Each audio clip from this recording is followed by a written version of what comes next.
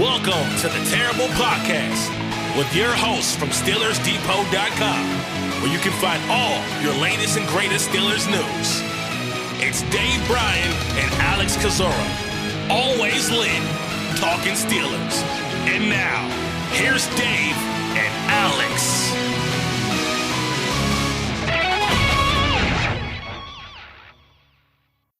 Welcome to the Terrible Podcast, Season 14, Episode 19. He's Dave Bryan. I'm Alex Kozora, SteelersDepot.com. Thanks for being back with us here this Wednesday, Steelers Nation. Dave, it's officially football season because we had our first Tomlin Tuesday yesterday. Mike Tomlin giving his first press conference to preview the 49ers game Sunday, 1 o'clock at Acrisure Stadium. Dave, how you doing?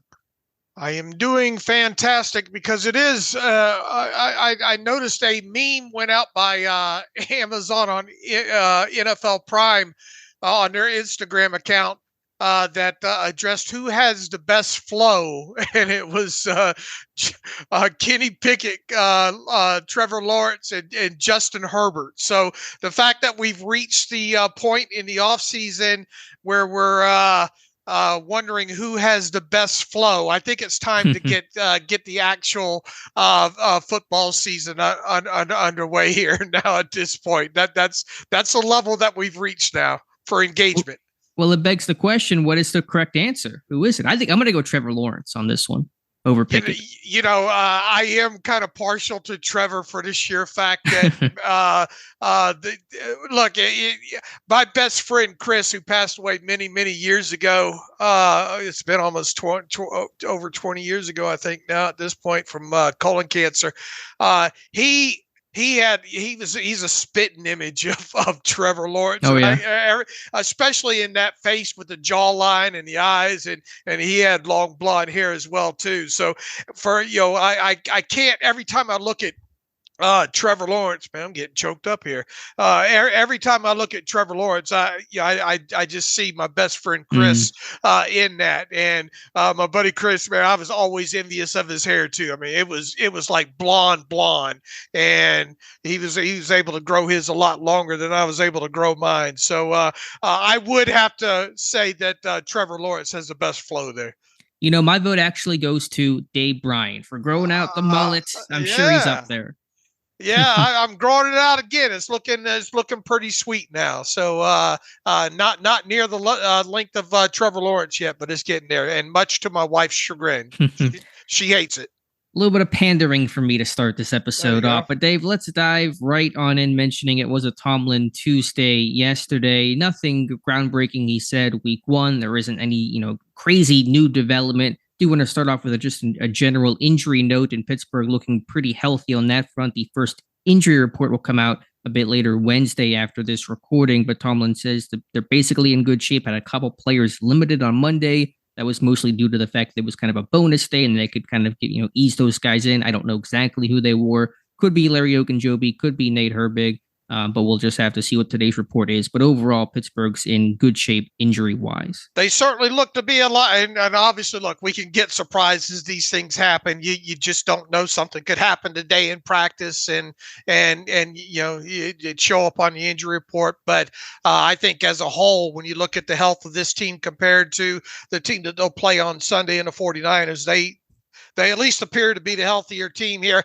And as far as Larry Ogunjobi goes, and you kind of you don't know when certain pictures were snapped or whatnot, but Ogunjobi a few days ago, I think on Monday, posted to his Instagram account a picture that I assume came from practice earlier in that day of him doing some sort of work. Looked to be running there. So obviously not in a boot there, and it's unfortunate he was unable to play any during the preseason there. But and once again, we're at the mercy of not knowing when a picture was snapped. But I would think that just on his history alone, that that was probably from earlier in the day there. So maybe that's a good sign as we push forward into Wednesday afternoon in this first injury report. And who knows, maybe it'll be a clean slate here and nobody on it.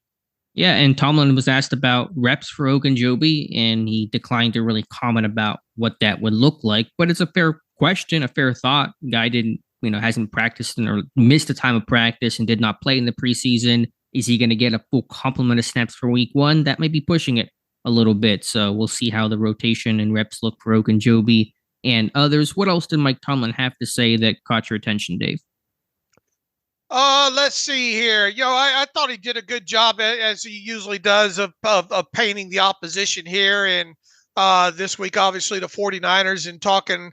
Yeah, I thought it was interesting. Kind of, asked a question about Brock Purdy, and in so many words was asked about the limited starts that he's had in his NFL career, and what can be taken away from that. And he said, look, it's more related to the scheme that Kyle Shanahan runs. It's a very quarterback friendly scheme in Tomlin's opinion. And he went on to say it doesn't matter, who you really put in there. You mentioned Sam Darnold, who's obviously the backup there.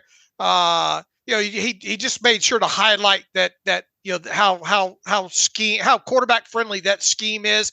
And then, the other interesting thing that he pointed out, I thought, was, they're eligibles, and most notably Christian McCaffrey, and how the point difference, once they acquired him last year. Look, I got to admit, I kind of questioned that move at the time, them trading for him, especially the contract and all like that. But without a doubt, that thing played out very well for both sides, for the 49ers and Christian McCaffrey last year. And, Tomlin, had the data to back that up, and, said, look, this guy, especially out in space. I mean, because we know, Christian McCaffrey, he probably went first overall in a lot of fantasy drafts this year. He didn't in Dave's, because Dave is scared of running backs and injuries and the fungibility of the position there.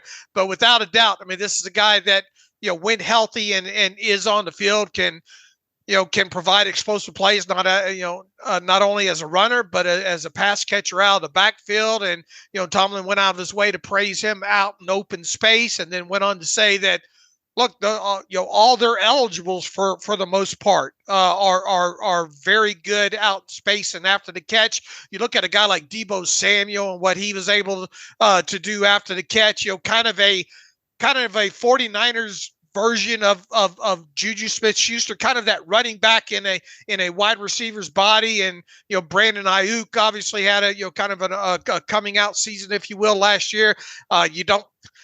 George Kittle, enough said there. So I think Tomlin did a good job of painting that defense and the chores that lie ahead when it comes to the Steelers defense this week. And that at least initially, stuck out to me as far as Tomlin painting the opposition. Sure. And he always puts them in that kind of light, and understandably so. You never want to downplay those guys. And the 49ers are obviously an uber talented team that were one game away from the Super Bowl last year before their quarterbacks got hurt. I never understood why they call it the Brock Purdy rule. Shouldn't they call it the Josh Johnson rule? Because he was the guy that got hurt that forced them to, run out of quarterbacks. But all that aside, yeah, the 49ers are a tough team. We'll talk about them more on Friday. I think we'll have hopefully a 49ers beat guy to discuss with, and you and I can obviously go over. We'll have our scouting report up on the website on Friday as well. The thing that stuck out the most to me was in the conversation Tomlin had about, Dan Moore, obviously the left tackle in the depth chart. It barely needed to even be verbally said, but Tomlin was asked about that, but really had a good defense of Broderick Jones and said nothing is wrong with Broderick Jones, and compared it to Cam Hayward early in his career, playing behind, Aaron Smith and Brett Kiesel. He sat his first 2 years. And so I thought Tomlin really made sure to try to come to the defense of Broderick Jones for being in I would probably call it, relatively unusual position to be a first-round offensive tackle who's not starting out of the gate. Yeah, but you go back, and Broderick did have limited starts, right? Sure. Coming out of college there. So, I mean, if he had entered the NFL, I mean, that I mean, he could end up being the best tackle in this class. Sure. And we'll find out over time here. But he wasn't obviously the most accomplished, and that probably hurt him from being the top tackle drafted in this class. I mean, from what we've seen on tape so far, I mean, the skill set, the physicality, everything seems to be there. It's just the overall limited amount of tape that he has as a whole, going back to obviously to Georgia there. So, and on the flip side, it sounded like Dan Moore Jr. did everything that was asked of him, and there's been a lot of praise about Dan Moore dating back all off season here, and Dan Moore didn't do anything to lose the job, and obviously Broderick Jones didn't do enough to win the job, and a lot of people will try to read into that first depth chart and make more out of it than what it is and say, well, Broderick's not starting week 1, so obviously the Steelers missed there. But once again, you are dealing with a younger player with limited starts coming out of college, and even though it is many moons ago when it comes to Cam Hayward, it's not totally out of the question to have a young player sit and watch a little bit. And in other words, I think Mike Tomlin saw an opportunity to shoot down kind of any kind of narratives there, and he took the opportunity to do so. Yeah, I think it was the right decision to start Moore over Jones. The thought just being that there's obviously pressure on your first round pick, a guy you trade up for, and he's not starting when back in April when you draft him. You probably sit there, most Steeler fans, and think, okay, he's going to be your day one guy. So just Tomlin, like you said, taking the chance to frame that in the way that probably deserved and should be framed to maybe, again, half the time Tomlin talks not for our sake, not for the media's sake, but for the player's sake. Maybe that message gets relayed to Broderick Jones and he can maybe feel a little bit better because I'm sure he's, humble and he understands, again, he said he went to Georgia. He had a situs early in his career, same situation here, but still going to feel some of that internal pressure too. I need to start. I need to contribute. I don't want people to feel like I'm not worth the investment this team has put in me. So I just thought it was good framing from Mike Tomlin. What did you make about, if anything, about his comments about Desmond King and the vision he now has for him? Tomlin said, no, not as I stand here right now, man. He says, we just acquired him, yesterday or the other day.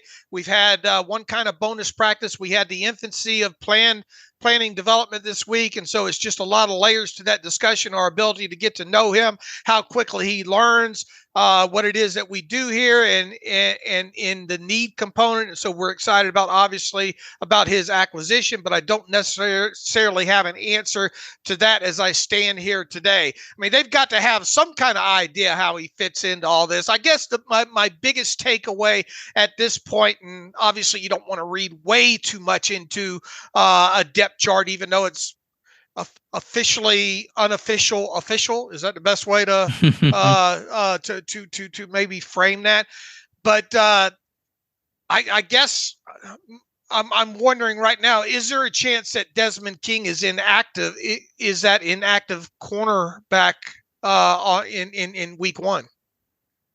I don't want to say there's no chance of that occurring. It depends how quickly he gets up to speed. Obviously, he's joining this team late. He's catching the moving train, as Mike Tomlin would say. But I think similar to whenever Quan Alexander got signed, that was earlier in camp, but the initial reports, he's here for depth. He's not here to challenge the starting job. I think a guy like King, a veteran, a good resume type dude is going to contribute sooner than later. So how exactly will he be used? I don't know for sure. I think more inside and slot than outside, but there's a lot of versatility there. So, I don't know exactly what week 1's going to look like, but I think this guy's going to be on the field sooner than later. Do you think he'll be inactive? Short answer, no. My expectation is that he's going to dress and play. What exactly that role is, I couldn't tell you right now, but I do think he'll dress week 1. So let's quickly go over our inactives once again, assuming that they only have to choose 5. And once again, the quarterback rule, did they make it more confusing did they confuse everybody by the NFL releasing that big breakdown of the emergency quarterback rule and all? To the best of my knowledge, the way I've always interpreted this is really, it goes back to the way it was many years ago there, except for the fact that, look, your third quarterback cannot be a guy that's out. You got to already have had a third quarterback on the roster. on the active roster. This can't be an elevation type situation. So in the Steelers situation here, obviously they have 3 quarterbacks on the roster, and your game day active list is either going to be 47 or 48 players, depending on if you dress 8 offensive linemen or not. And generally, the Steelers, if they have eight healthy ones, they're going to dress those 8. So that would leave 48 players as being dressed, able to play, and then 5 inactives from there. And then obviously one of those 5, assuming they are inactive, would be a quarterback, and then that quarterback would have the emergency third designation. That's your understanding, right? And then 4 other additional inactive players on top of that. Correct. That is my belief. All right. Now, obviously, if you elevate 2 other players, then you would need a total of 7 inactives at that point. So just thinking out loud here, what, Mason Rudolph would be one of them. One offensive lineman. So either Dylan Cook or Spencer Anderson. One defensive lineman, more than likely, could possibly be Loudermilk. That leaves 2 other spots, right? Gunner. Yeah, Gunner probably is inactive, and then one of the corners. And that could be a Chandon Sullivan. It could be King. I mean, because it is week 1. I'm not going to completely rule that out, but that's probably the layout of how this thing goes, assuming good health, of course. All right. Let's see what else from Mike Tomlin talked about. They are preparing for Nick Bosa, and his holdout remains as of 10 a.m. on Wednesday. We'll see what things look like later Wednesday, Friday, Sunday, who the heck knows, but they're coming down to the wire, and as of right now, there's not been any reports about really any movement on a deal. Of course, something could change just like that. That's the way these things get reported out, but Tomlin, Dan Moore, the whole Steelers team preparing for Nick Bosa, but the odds of seeing him seemingly are dwindling. Yeah, or at least seeing 100% of them, right? True. I mean, look, what time did the 49? I mean, they're obviously on West Coast time, so it's still morning there. I mean, they, halfway through this podcast, they could strike a deal with him, and then he'd be on the practice field. But what if by the end of this day, Bosa's still not signed and misses the Wednesday practice? I mean, that only leaves really 1.5 practices left, right? Because they're going to have to wrap up Friday and get flown out, start flying out to Pittsburgh and all like that. And so, look, even if he signs at this point, anytime moving forward from these words leaving my lips, I really wonder if we're going to see Bosa play, 75, 85, 95% of the snaps. Sure, I think at this point, he's going to be on a snap count if he plays, and it may truly become a question right now if he'll play, if he'll have a contract signed. I still think they're going to get something done. Why would you not get something done and just lose a whole week like this? I mean, just have the same conversation in week 2. So we'll see. But, Mike Tomlin said that they had a situation with TJ Watt a couple of years ago, and he still played and was typical TJ Watt. So sometimes those kind of freaky guys like the Watts, like the Bosas of the world, they don't need much time, and they can still impact the game in a big way. Right. And he can. Look, I mean, even if you get him out there for 20, 25, 30 snaps in certain situations, and, as was stated earlier in the week, he's probably been in game shape since he was like 2.5 years old, something along those lines. So look, I mean, if he's in uniform, obviously, and out there, however many snaps, he's still going to probably be Nick Bosa. I didn't call him Joey, or I have the worst problem of mixing those two up.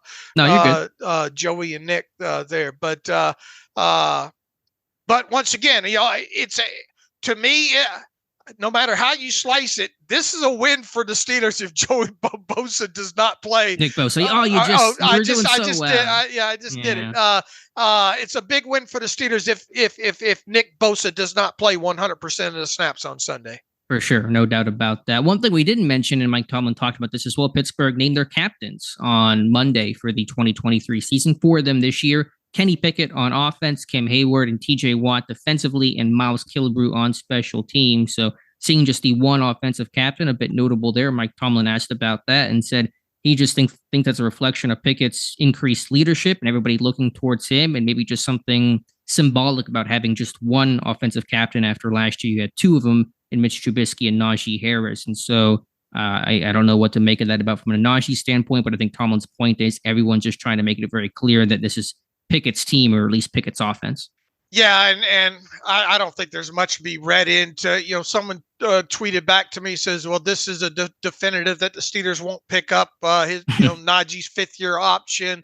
These are voted by the players, by the way, for those who don't know. Yeah, and I mean, to me, there's nothing to read into this at all. And some people are saying, "Well, Ben didn't become a captain until several years into," but Kenny, Kenny is a little bit older when he was drafted too, right? And obviously played a lot of time, at all those seasons at Pitt, and wasn't an underclassman coming out. And if there's one for sure thing that we know about Kenny Pickett at this point, if we didn't, and we already kind of knew it anyway, and we've highlighted it several times, he was a very mature quarterback or player in general, person, kid, young man, whatever, coming out of college there. And nothing seems to faze this kid whatsoever.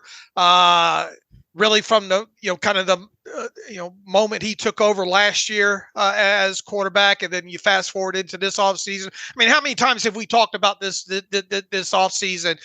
Just all the words and the actions and everything coming out of Kenny's mouth.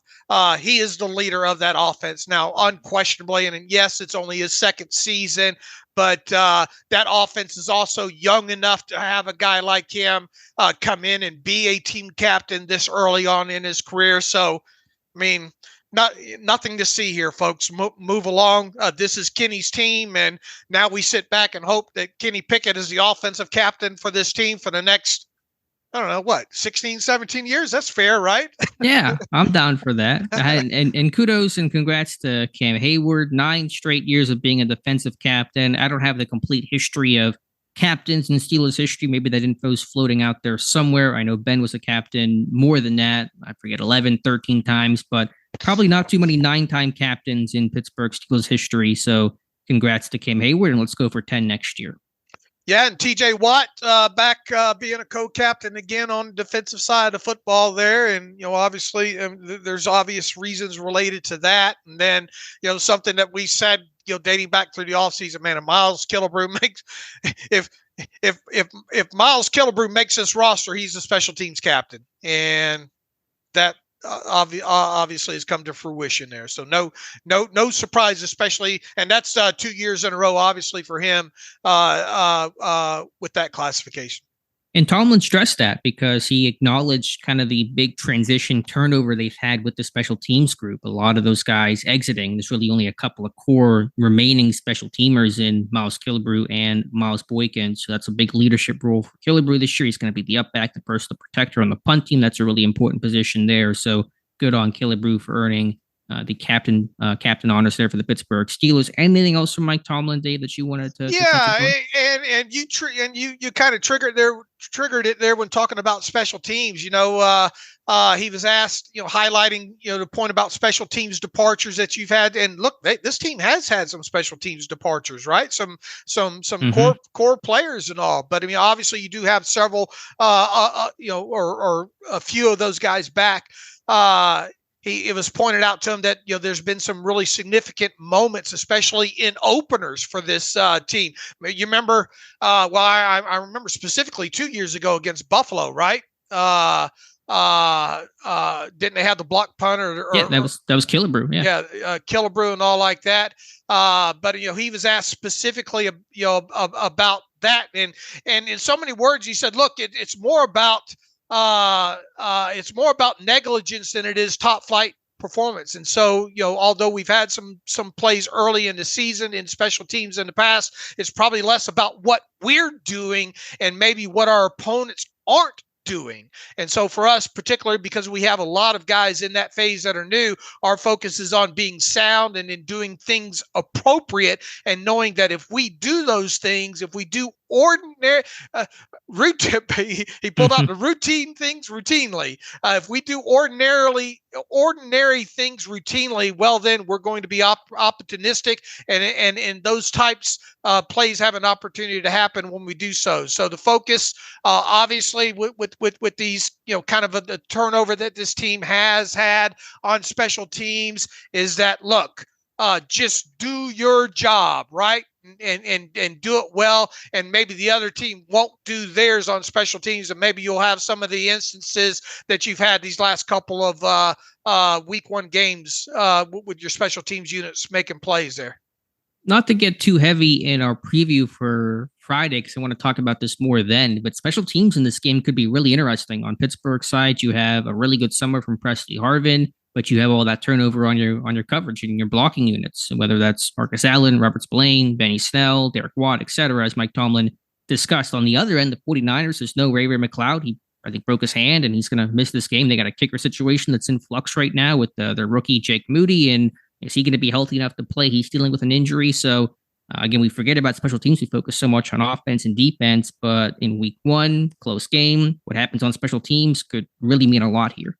Yeah, here's to us hopefully not talking about the Steelers special teams units not doing routine things routinely, because in a game like this, obviously, a couple of point underdog still at this point, and but with that said, a lot of people, and with good reason, think this is setting up as as a prime opportunity for the Steelers to pull an up.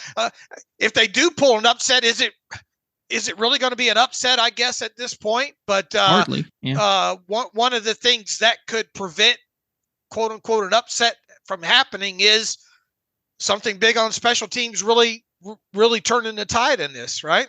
Absolutely. It often does. And you go back to that. You mentioned the week one game against Buffalo. Special teams puts Pittsburgh in favor, salts that game away against Buffalo. If the reverse happens in this game, then you may not come out with a victory in this one. Let's. How can we forget the Bengals game and the blocked? Extra point. Blocked extra point there. So, here's the Danny Smith, your boy Danny Smith having them guys right.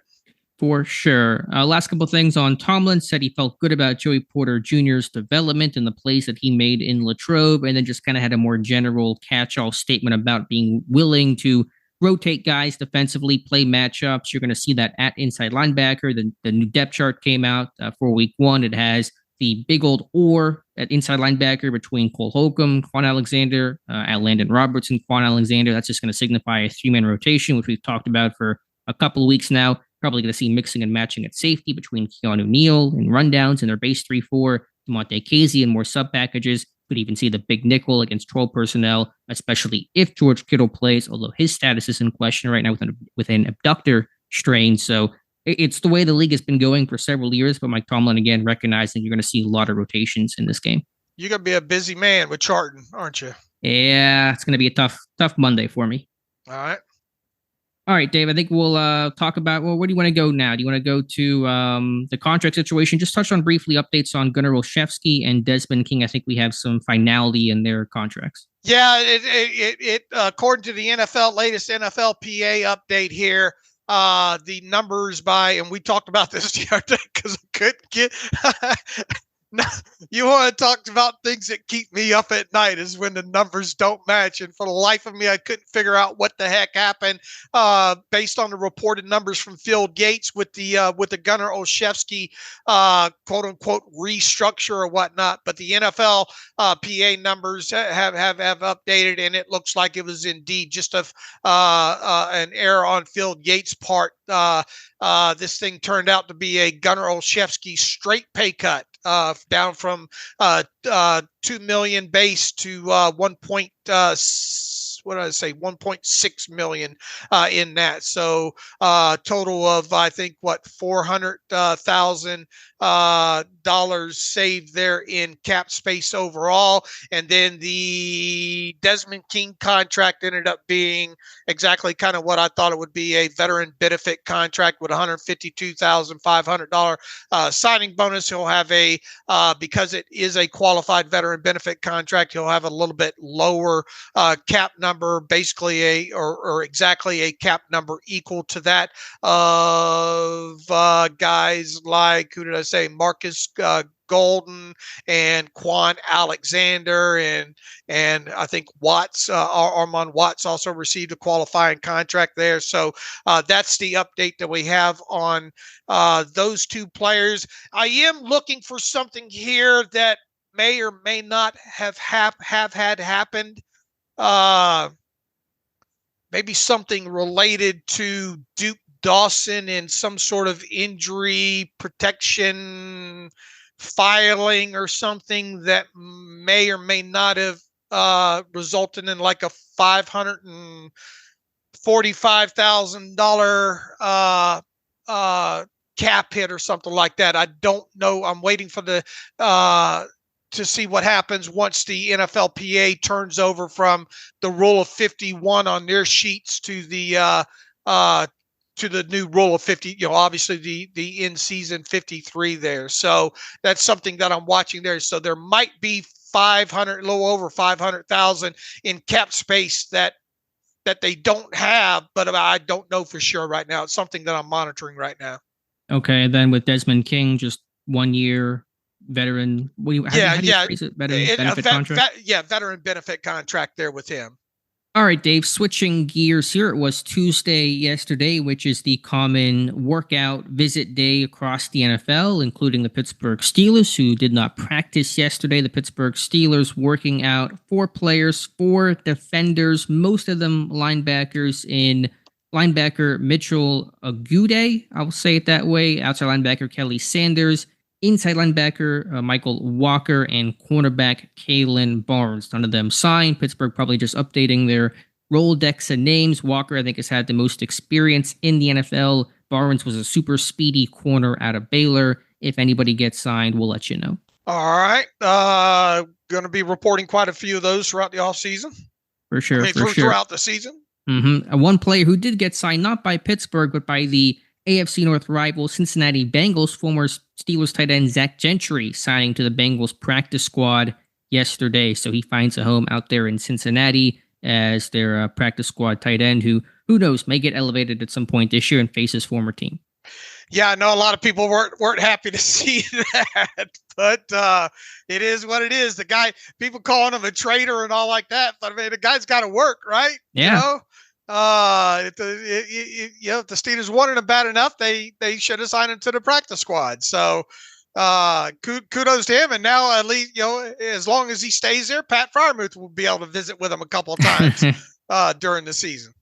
Yeah, no, I don't know why anyone would be mad about Gentry getting a job. He didn't decide himself to be cut by the Steelers and not get signed back to the practice squad. So I have no ill will there to Zach Gentry and wish him well. Dave, my usual tradition of kind of getting the season ready, go through a prediction post. We're going to save our record prediction still for Friday, but I did post today my Pittsburgh Steelers stat prediction post. Just a fun little exercise I like to do each year, just to compare and contrast. Don't expect to really get anything perfectly right. If I'm in the ballpark, I'll be happy overall. We'll kind of run through things just briefly, and I want to get your thoughts on it as well. For the quarterbacks, I have Kenny Pickett making 16 starts, throwing for 3,667 yards, 23 touchdowns, 9 interceptions, a completion percentage just over 65%. I believe his yards per attempt is going to be at 6.445, so right around there. You can do all the advanced math that you would like, Dave, but that's my overall projection for Kenny Pickett in year 2.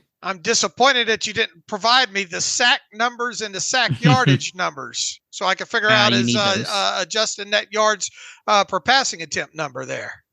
Okay, I guess it's going to be 6.1, 6.2. I'm going to guess something like that. If I just had to guesstimate the math on that, I would have to pull it up in the sheet there. But I mean, it depends on obviously your sack and throw out real quick.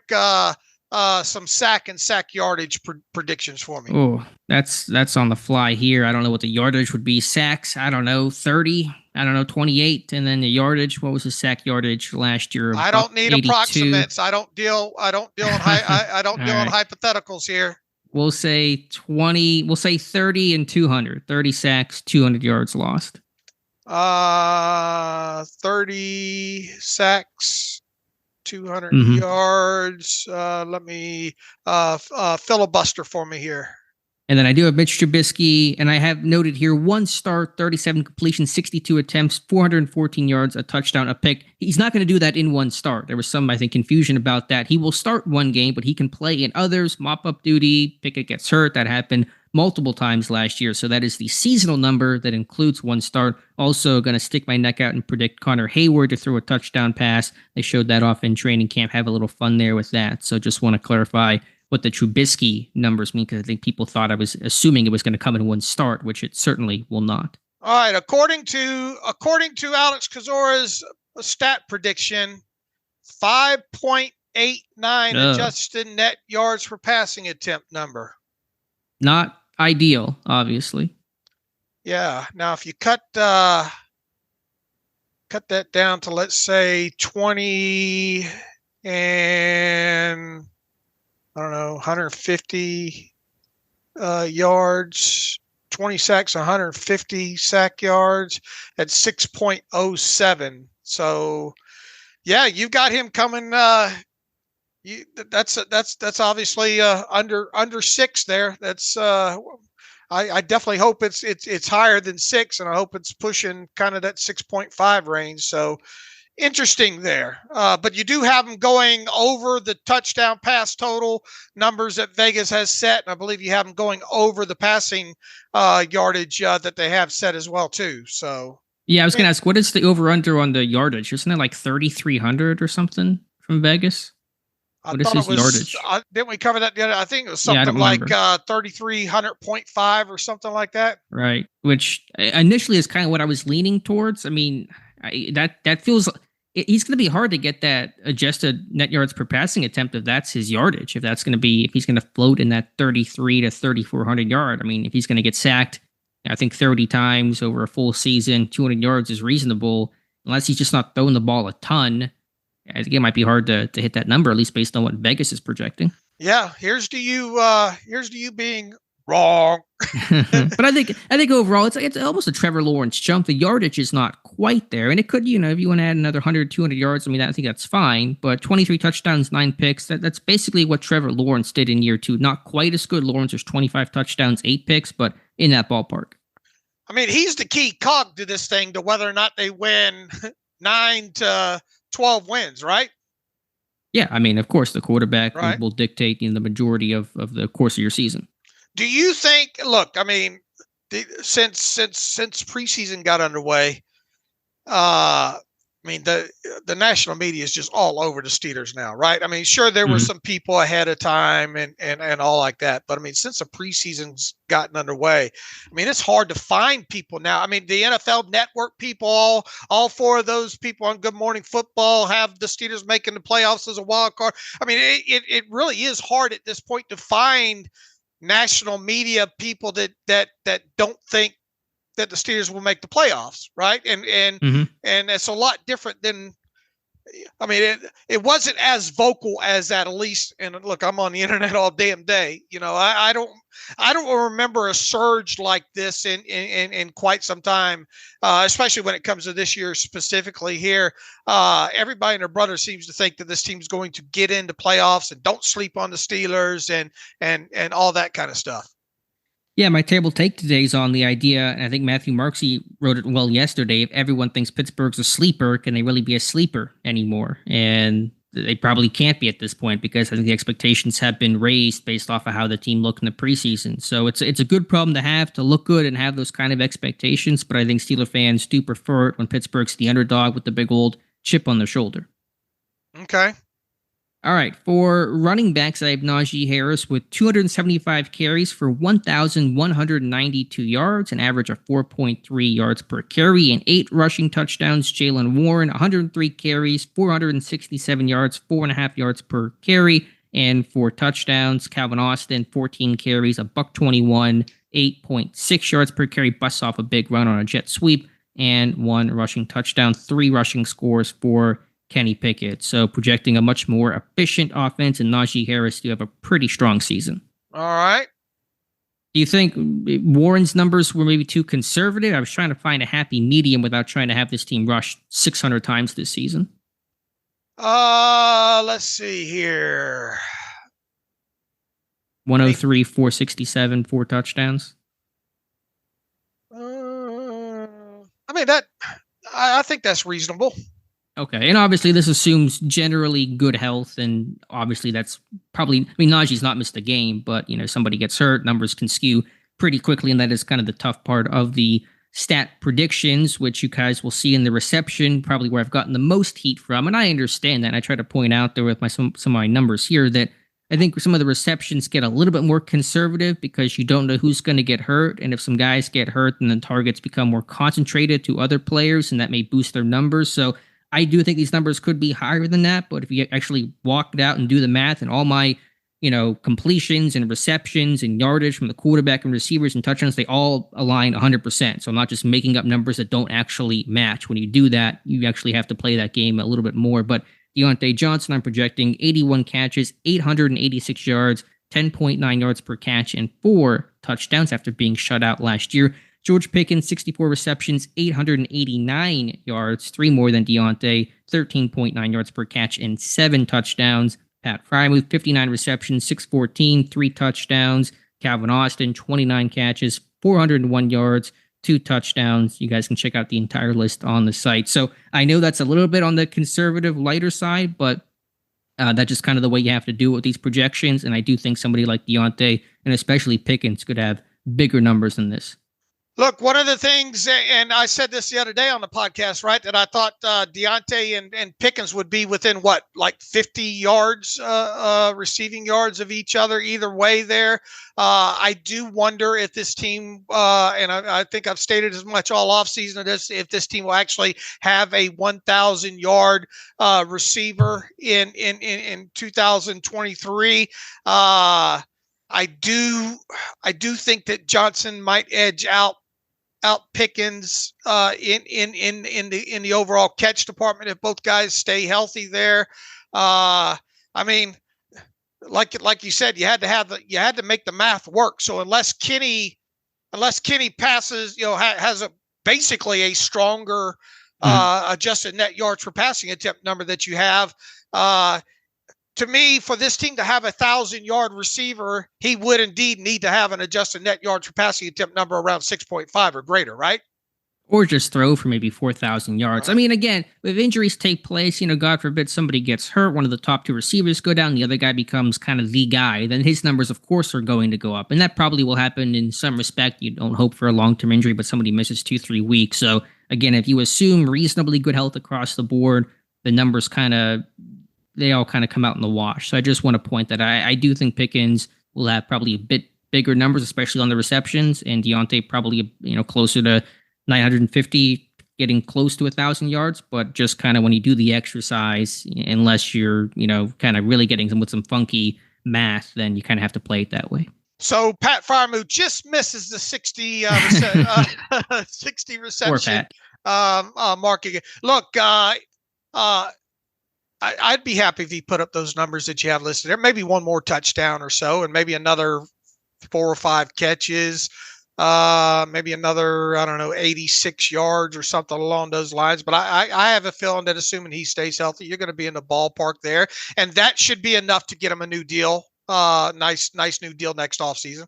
He's been really consistent. Numbers, I think, kind of reflect that this year. And again, with some of the numbers for Deontay and Pickens, when you factor in this team's going to be run heavy, when you factor in, it's just a really good group of skill guys, Dave. It's been the best skill group this team has had, like I've said before, since probably 2018. And when you look at the increased slot production, you got nothing from your slot guys last year. Your primary receivers this year, Robinson, Austin, they're going to hopefully catch the ball a lot more. It is going to take away some of those targets and opportunities from your guys in the outside in Johnson and Pickens. So you can kind of combine all those things. That's why those numbers look a little bit lighter, but I still think impressive numbers. And of course, you see a big increase in touchdowns. Deontay going from 0 to 4, Pickens going from 4 to 7. They're putting points on the board, and that ultimately is all that matters. All right, definitely a tough exercise, especially like you said. I mean, you want to have the credibility that that the numbers match the quarterback and all like that.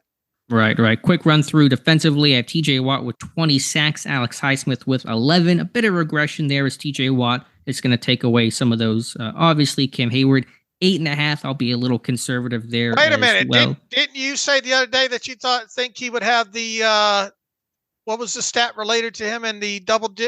I took the under on that. I was going to be the Debbie Downer. You guys went over. Oh, I think, okay, right? okay. Yeah.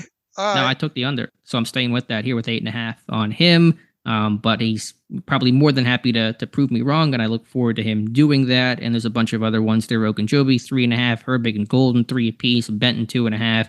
At that point, we're kind of getting into some pretty granular numbers. All right. How many total sacks do you have him as having? 58. So they're going to get back to 50 plus. I think at least 58 may be on the high end of things, but that's still a reasonable expectation for how many quality pass rushers this team has, I think. Okay. And then interceptions, Minka with 5, TJ Watt and Patrick Peterson with 3 each. Casey, I think TJ Watt and those swats, he's going to make some plays. Casey and Wallace with 2 each. Porter, Jr., Holcomb, and Desmond King with 1 for 18 total. I have Minka and Peterson with pick 6s. Okay. And my kind of rough math here is that Pittsburgh's going to average about 21 points per game, a 3-point bump from a year ago, which hopefully is a little bit more than that, but that's probably still a reasonable number to expect. I wonder when the last time a team has made, what did they average last year? 18.1. And right. It was the first half of the year was even worse than that.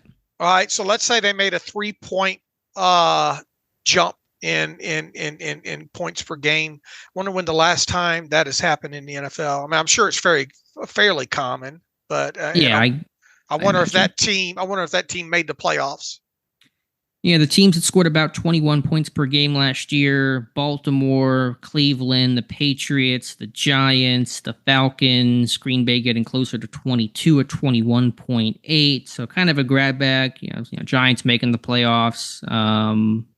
Yeah, I mean, not again. You probably want it closer to that 22.5 range, but 21 would obviously be an increase. Okay. All right. So those are my predictions. There, you can read the whole post on Steelers Depot and yell at me in the comments about it, and I will take it. So, any other final thoughts there, Dave? Yeah, just disappointed that you have Kenny's Justin. I was thinking about it. I should have it higher. You know what? I think I've become more bullish on him than you have. I'm excited about Kenny, but fair. Maybe you're higher on him than I am. Again, the numbers. I mean, I think Kenny's going to have a good year. I think the numbers reflect improvement across the board. Maybe the yards should be. I mean, do you think he's going to hit 4,000 yards this year? I don't know. I haven't sat down and done the math like you have. Yeah, I mean, 4,000 just felt a little rich, and if he does, it almost would scare me, because does that mean the run game's not working? Does it mean they're playing from behind? Hopefully this team is playing ahead and sitting on leads, and they're grinding it out, forming an offense. I mean, that's ideally what any offense wants to do, and that will bring down the passing numbers a little bit. Okay. All right, Dave, I think we kind of covered all the things we wanted to cover. We can get to a couple of reader emails and close out today's show. All right, let me go to the email machine here. Yeah, I find myself kind of being a little bit I don't know if I'm going to end up being too jaded from the preseason and all like that. But look, we first 5-6 games of this season, we're gonna learn. Mm-hmm. Do you think Kenny will throw more than 23 touchdowns? Do you think I'm a little too conservative there? Several weeks ago, I kind of wondered just if he popped that number, if it'd be like 20 or something like that. The 18.5 number. I think we had that talk on that. I don't know.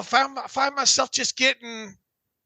Like I said, I normally try to suppress this kind of stuff, during the preseason. But man, it was preseason vanilla and all like that. Now I'm starting to think, he might be able to easily crack that 18.5 number, somewhere around 25, I think. Okay. Yeah, I mean, I think he'll easily crack 18. I think if he only hits 18, that's probably a problem. I think 23 is obviously well above that. But yeah, 25, I don't think it's out of the realm of possibility. I do think this team will run the ball better around the goal line, though. Right. And look, this week 1 game against the 49ers, if they win this game, it's going to be, man, everybody's still underrated the Steelers, even though they were on the band. Did we give this team enough credit, even though, and I'm talking as in, across the board nationally, did this team get enough credit across the board leading up to week 1? Were they overrated enough? kind of thing. But obviously, if they lose this game, and especially if guys like Bosa and some of the guys that are kind of questionable for this game, if they lose this game, it's going to be were the Steelers overrated going into this game? But anyway, all right, let's start with Mark Ricard. Starts in on B. Flores' question. Hey, Dave and Alex, what a tremendous offseason the whole Steelers Depot staff has put in, right up there with Omar's offseason. Don't be comparing us to Omar. He says, question, do you think the game preparation from a defensive standpoint will suffer due to losing Brian Flores? He says he has Steelers 20, 49ers 16. Thanks for everything you do and such quality content on a regular basis. Basically, the game preparation from a defensive standpoint, how will that suffer due to this team losing Brian Flores? It's a fair question. It's obviously really impossible for us to answer until we obviously start seeing things Sunday, and you don't know exactly what influence and impact Flores had last year. I did get the sense that Pittsburgh was a little bit more inventive week to week with the game plan. They had a bunch of different formations and personnel groupings and little wrinkles last year that I thought were really effective. The good news is, he was around there and Pittsburgh was exposed to that, and so they can just kind of carry that over and think about that going forward. But yeah, when you lose Flores, like a guy like him, and you have all the defensive turnover, and the defense in some ways got better, but you're going to have some changes and some potential early growing pains. All that is to say, it's really hard for us to say, but it's probably a fair thought to have. I think the biggest question is something that Mike Tomlin has pointed to, and especially week one at home here. All these new pieces on a defensive side of the football, the communication aspect. How much will that? I'm not so worried about the game preparation aspect of it here, minus Flores, as I am just focusing in on some of the things that Mike Tomlin has highlighted. You can't have a blown coverage that leads to a touchdown or something like this. Hopefully any explosive plays that happen in this game, at least, to start the season here. I mean, you would expect communication to get better as the season goes along for obvious reasons there. But early on in the season, what will that look like if there are those miscommunications, and will it lead to this team not having short grass to defend? Yeah, I mean, that's something I've talked about quite a bit. When you have that kind of turnover, again, they're veteran guys. There shouldn't be the learning curve that there was last season, but you just never, quite sure how it's going to look initially. And it's a tough 49ers team that's schematically strong out of the gate, and that may pose some challenges there. So I think it's something to think about, to have a concern about, not necessarily throughout the entire season, but I could kind of anticipate some coverage busts and this team kind of working through. Again, it's new pieces in general, but new pieces in those hubs of communication at slot corner, inside linebacker, strong safety, and that may present a challenge. All right, Daniel writes in from Chicago. Quick question about the 53-man limit. When a team is at the 53-man limit and they sign a player off waivers, how quickly do they need to cut someone to make space for that new signing? Is it same day, by the end of the week? Thanks again for all you do. You're the best in the business. Yeah, it's got to be a corresponding move in the same business day, Dan. If you're claiming a guy, you can only have 53 active players on your roster at a time. So, same goes for like if you, now obviously that changes on the weekend when you can elevate players and essentially elevate as many as two players and go to 55 for the game day. But even if you're talking about guys from activating off injured reserve to the 53-man active 53-man roster, you have to have a corresponding move that same day. So it's got to be in the same business day. Yeah, and you can't get one over on the NFL. You have to be able to make those moves for them to actually allow those moves to officially, transpire, whether it's contract language, all those things have to be what officially approved by the NFL. Right. And, a lot of people were wondering why, kind of playing off of this, why after the final cutdowns were the Raiders still technically over the cap there? Well, all of that still works off of the rule of 51, and I think it's 4:00 today. I think is actually when the complete rule of 51 goes away, and up until this point, practice squad, injured reserve guys, anybody that falls out of the top 51 does not count against the cap. So that's why a lot of people was questioning, well, how are the Raiders, technically over the cap here when, they had to cut their active roster down to 53? It's because the rule of 51 is still in effect until I think 4:00 today. So thus the $4 million on the practice squad, any players on injured reserve that don't fall into the rule of 51. Those guys don't count until today. But the Raiders obviously yesterday restructured the contract of Jimmy Garoppolo last minute to clear. I forget what the number was. Did you see it? Something like 12, 14, 17? There's a lot of space. Yeah. Yeah. So anyway, that, and in turn, see, I follow along with the NFLPA sheet. A lot of times to try to keep up with moves and what hits the cap and all. Right now, it's, even though they're still working off the rule of 51 right now, and technically the NFL will go to the 53-man rule later today, with today officially kind of being the start of week 1. They won't pull the trigger on that NFLPA sheet number probably for a week and a half or 2 weeks. On that. So even though the NFL is working off the 51, the rule of 51 going away, you still don't see some of those things like the practice squad numbers hitting or the injured reserve numbers hitting.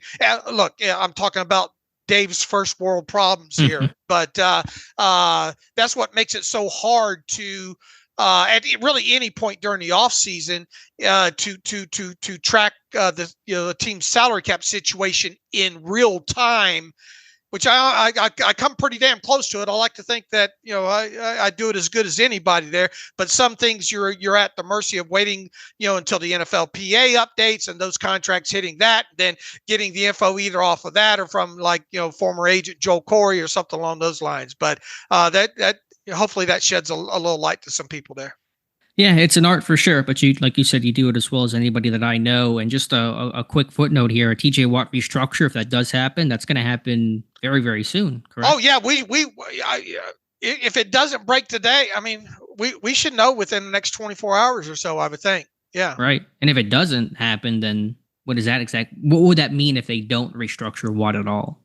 It means good on them. Okay. I have them right now at 6 point with practice squad and everything. Now, look, I'm still waiting to double check some of these veteran practice squad salaries to make sure the Steelers did indeed give them the max amount that they could. If they didn't, this will differ my numbers. And I also previously mentioned I don't know what's going on with maybe a $500,000 injury benefit filing or whatnot there with Duke Dawson. But based on my numbers right now, this team has 6.883. 370, so nearly $7 million in salary cap space. So once again, this all comes down to how much does Omar Khan want to go into the regular season with when it comes to salary cap space here. If he deems this nearly $7 million is enough for any in-season elevations or in-season signings or whatnot, then they'll obviously leave TJ Watt's contract alone. But if he wants that number to be more closer, I mean, we're splitting hairs, right? I worked with a number, an assumption that they would want $9 million going into the season, and they're at almost 6.9 now. So I missed it by, can you forgive me for 2.1 million? Off as a projection there. And look, even if they restructure Watt at this point in this next 24, 48 hours, it's going to be a minimal. I can't see them needing more than $9 or $10 million for in-season work here. So if you did restructure any, not necessarily TJ Watt, but Cam Hayward, any of these guys, if you did that, you're not going to be freeing up that much money. All right, and we'll keep an eye on it, though, and I guess by Friday, be able to maybe have a bit of finality on Watt's contract situation. Yeah, absolutely. We should know by then for sure. Okay.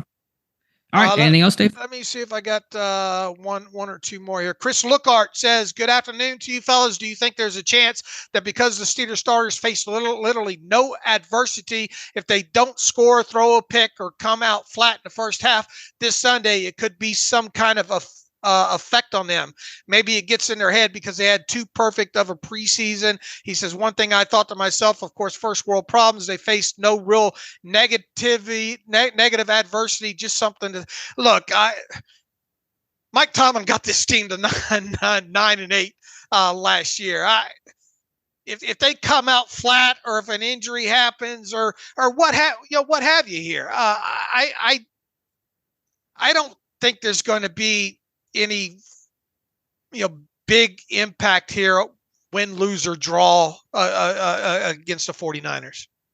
Not internally. Obviously, externally, the sky will be falling, and we'll have to talk about that. It'll create a really important week 2 matchup against Cleveland on Monday night. I'll tell you that much. So it's hard to say. Let's just see what happens in this game and the reason for whatever the outcome is. I mean, I do agree that at some point, this team's going to have some problems. It's not going to be this perfect, not going to feel this good all season long. They're going to lose a game that they should have, won, or have an injury, have some adversity. And you're right, they've not really faced a lot of adversity this summer, not had a lot of negativity to kind of wallow in and deal with and work through and get past. So that's going to happen this year to every team in the NFL, including the Pittsburgh Steelers. So that's a fair point there, but I'm just going to take this Sunday as it is and go from there.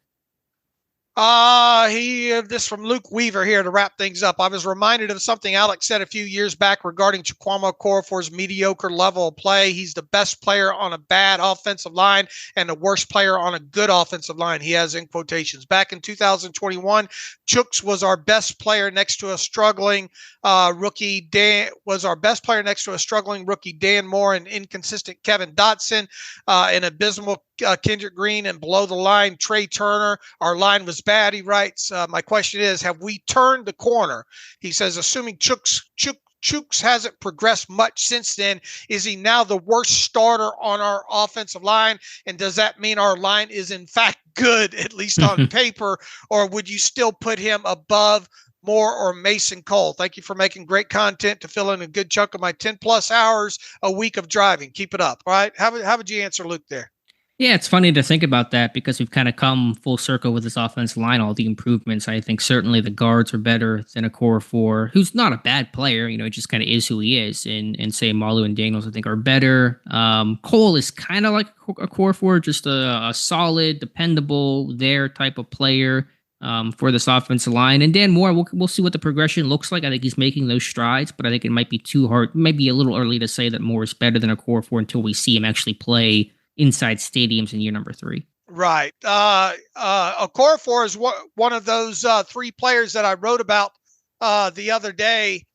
Heading into the into the 2023 season that have, look, I mean, you're going to be watching a lot of players here during the season, right? But these 3 in particular, talking about Chukwuma Okorafor, Patrick Peterson, and I'm drawing a blank. Larry Ogunjobi all have March roster bonuses next year. So, and quite significant ones at that. So, you talk about a guy like Chukwuma Okorafor specifically here.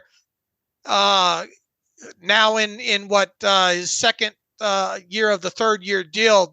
This is a big year for him, and we're going to find out as this season goes along whether or not he's going to make it past middle of March in 2024, because it should be a fairly cut dry decision, right? Because either you're going to pay him that, was it $4 million roster bonus, or you're not in March. So Chukwuma Okorafor, when it comes to guys on those offensive lines, is really a guy that's going to be under the microscope in 2023. Should be some interesting conversations this offseason. Do you keep Okorafor? Do you pick up the option? Do you find a brand new right tackle? Do you shift Dan Moore over to right tackle? How does, Broderick Jones, if he plays this year, I assume that he will to some degree, how does he look? I think the tackle discussion will be something we talk about quite a bit come January, February, March. No, I agree. I think I have one more I skipped here from Ted Webb on some over-unders real quick. for me. Friends got together. Maybe okay. We've already covered. We'll cover more of your over/under questions, I think, on the Friday podcast, Ted, because we're running a little bit long here. He's got over/under numbers on Pickens and Najee and stuff. Some of those numbers we covered in that roundtable podcast the other day with the guys and all like that. So we'll try to hit some of these. But I mean, look, Alex already threw his predictions out there, so go look at those and match those up, and maybe we'll hit on this a little bit more on the Friday show. And we'll have our record predictions, right? Which absolutely. I'm very eager to see where you come in at. All right. I think we have everything here out of the email machine. So until you got anything else to add? Nope. We'll be back on Friday. All right. You can follow me on Twitter at Steelers Depot. Follow Alex on Twitter at Alex_Kozora. Follow the show at Terrible Podcast. Email the show, theterriblepodcast@gmail.com. If you like what we do and want to donate to the cause, SteelersDepot.com. Hit the donate button up right navigational bar. Also, if you like an ad-free version of the site, SteelersDepot.com. Hit the ad-free button up right navigational bar. Until Friday, as always, thanks for listening to the Terrible Podcast with Dave and Alex.